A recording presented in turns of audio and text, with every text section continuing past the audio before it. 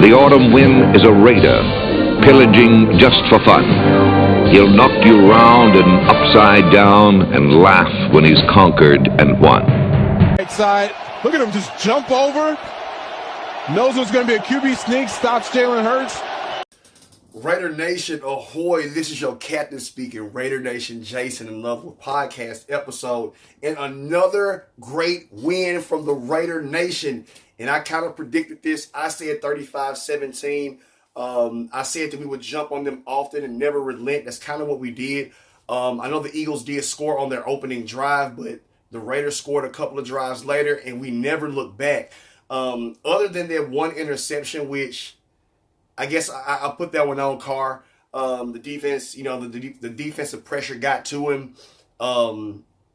And, he tried to make something out of nothing. He kind of put it behind Jalen Richard. It kind of flipped off his hands and sailed into his arms. But other than that, Captain Carr was on absolute fire. He went 31 of 34, completing 91% of his passes. Okay, 323 yards, 2 touchdowns, the 1 interception we just talked about. He had a 113.2 quarterback rating. That is insane. Derek Carr, you can tell, is now comfortable in this offense. He's starting to call the plays that he knows he's going to pretty much win. Even I saw a couple of screen passes where it looked like the play was broken and he baited the defensive line in so far before he dumped it over. I think that was the big one. He jumped to Jackpot Jacobs, and he took it for about 20-something yards. So just being able to survey the field and have control and command of that offensive line, with his calls with the audibles and having control of pretty much whatever the offense does, you can tell that under Coach Bisaccia that our team is working a little bit better. They seem to be gelling a little bit more. They seem to be a little bit more upbeat.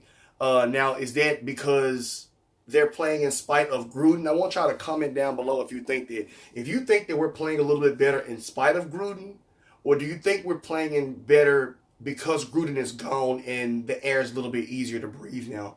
I want you all to comment down below and let me know what you think about that. But the Drake and Josh show, they showed out again. Both of these Alabama guys, Drake had, 14 carries for 69 yards and a touchdown. Josh Jacobs had only 6 carries, but 29 yards and a touchdown as well. Also, he had, 30-something yards receiving, if I'm not mistaken. Foster Moreau on tight end day in the absence of Darren Waller. Like I said, no Waller. Appeared to be no problem.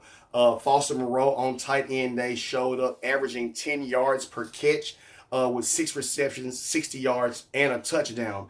It's very easy to see that this offense is a lot more comfortable. I think even with our offensive line being kind of shifty, I actually want to give a shout out to Alex Leatherwood. I know we kind of harped on him really bad, but he has moved from left tackle to left guard to guard. He's moved from guard to tackle or tackle to guard, and he is playing a lot better now. I don't hear his name called with a lot of penalties. The defense isn't getting through the line on his side necessarily when he's the one doing it. So I got to give a shout out to Alex Leatherwood. We see you making improvements. I even saw what he said, look, whatever the team wants me to do, that's what I'm willing to do to win. And that's the kind of people we need on our defense. on our offense. The people who want to protect Carr at all costs, but who are willing to do whatever it takes to win the football game. Because, that's what we do, win at all costs. Now, of course, with KC losing today, and they went, they got blown out 3-27 in Tennessee. And when Denver getting smashed and Cleveland on Thursday night, and with LA having a bye at 5-2, we stand to be the best in the West, and I absolutely love it. It's been a while since I've truly been able to say that the Raiders are the better team in the AFC West. I have no idea what's going on in Kansas City. I don't know if they're falling apart, but their defense looks very porous. Their offense just doesn't look as explosive as it once was. There are no more monsters under the bed in Kansas City, especially in the AFC West. I think they find themselves either at the bottom or tied for last with the Broncos. And if I'm not mistaken, all the talking heads, the experts, before the season, they all predicted us to be the worst ones in the AFC West. And here we stand atop pretty much halfway through the season with a bye week coming up. Now let's talk about that defense. Oh my God, let's talk about the defense. The alpha dog today was Yannick Ngakoue. He played like a man, absolutely possessed. And it was easy to see that he felt a lot more comfortable this game. You can tell he's starting to work into Gus Bradley's scheme, and he fits perfectly with his partner in crime, Max Crosby, I think, having two quarterback pressures. Yannick led the way with 4 tackles, 2 sacks, and 2 passes defended. Along with those, of course, 2 quarterback hits. I think one of them came with like a combine tackle. I guess it's more like a quarterback hit, because they rocked Jalen Hurts all game long. They rocked him. They hit him. They pressured him. Their offensive line had no answers for the Raiders' defense front 4.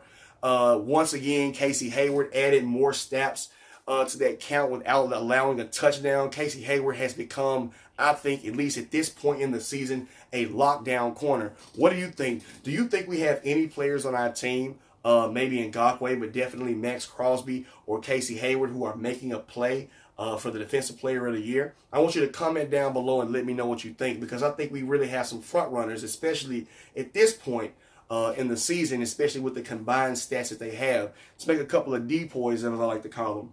Also, Denzel Perryman, I know he had that weird looking back injury when he kind of got bent forwards and kind of not hyperextended, but he kind of like overextended his back.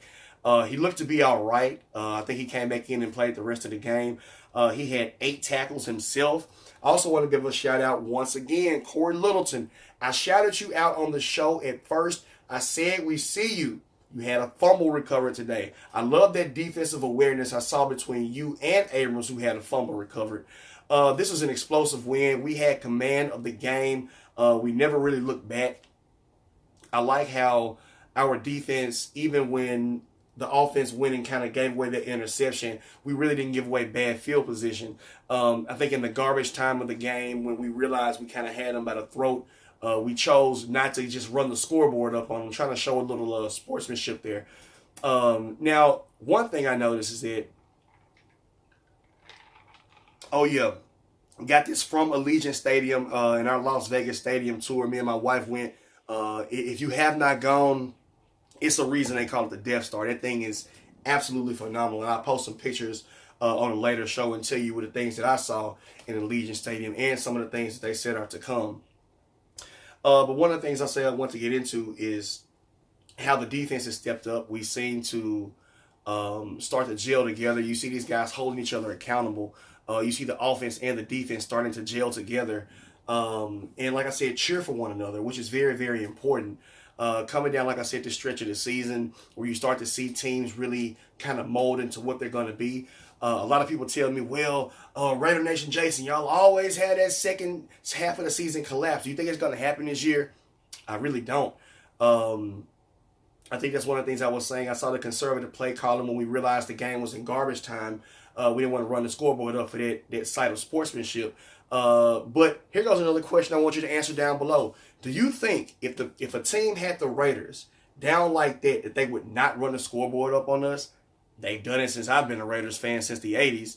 And so one of those things that I always want to kind of make people remember is that the Raiders are one of those teams that we seem to be like, we get that attitude that we're going to get everyone's best game. You know what I mean? Everyone plays us like we're the defending Super Bowl champions. For some reason, the league seems to have something against the Raiders, and I know other teams want to give the Raiders their best shot. So I want you to comment down below. Do you think another team would have shown us mercy and not run the scoreboard up? Or do you think teams would have just go ahead and smashed us out? And what do you think we should have done? Should we have run the scoreboard up? Because clearly we had them by the throat and there was nothing that they could do. And I like to see that with our defense. I like to see how Ngakoue never let up off the gas, even in the garbage time in the game when we had clearly won. We were up 3 scores. He was still pressuring the quarterback. He was still chasing him. He was still going for sacks. I like the way this defense never relented. Sometimes you get that team feeling to where it's like, all right, we win, so we just run the ball, try to keep the clock moving. But once Philadelphia had expended all of their timeouts, really about 3 minutes to go, in the fourth quarter. There was no way they could stop the clock, even with, you know, having 3 scores, really like 2.5 if you want to put it like that. But by that time, the game was far gone.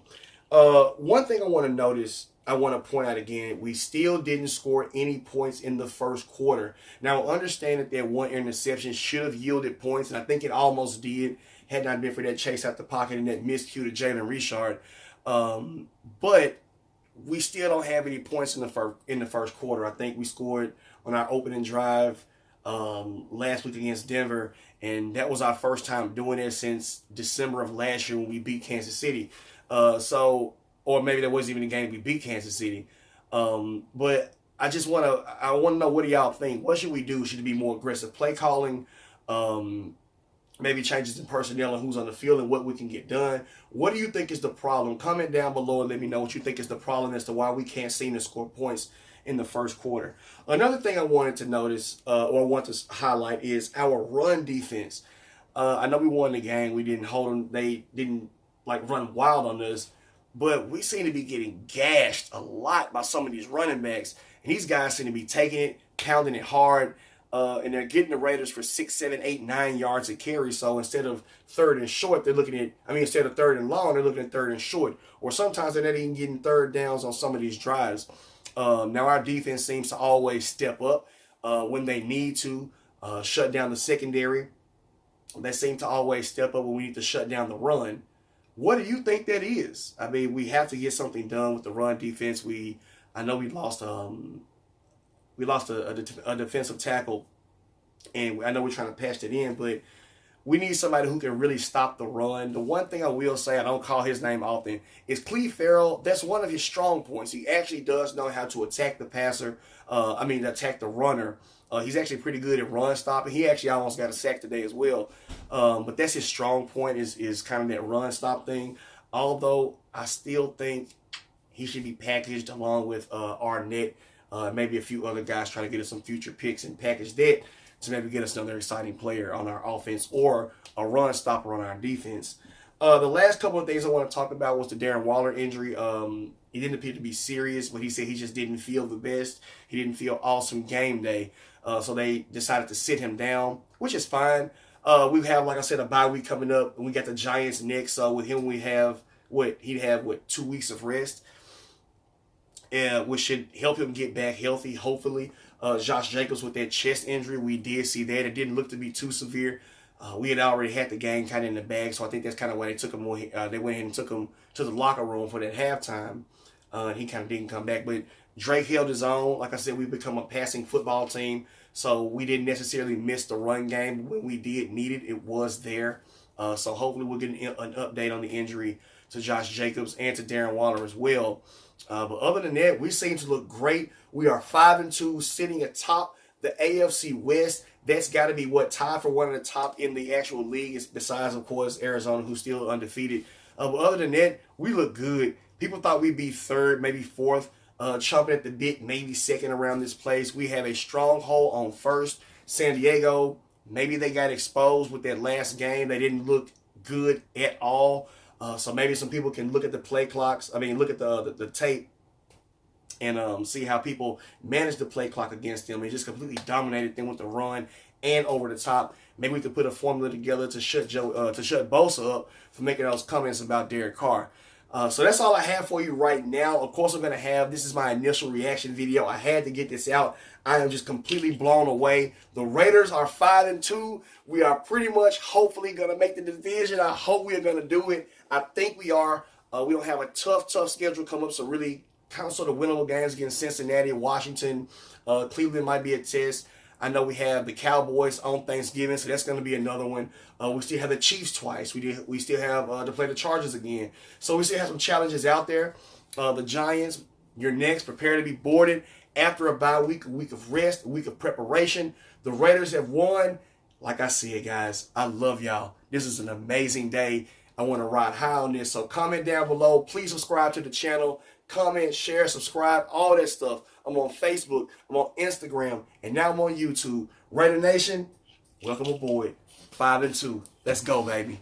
When you have great coaches, then after you have great coaches, you get great players. you have a great organization, and you tell them one thing: just win, baby.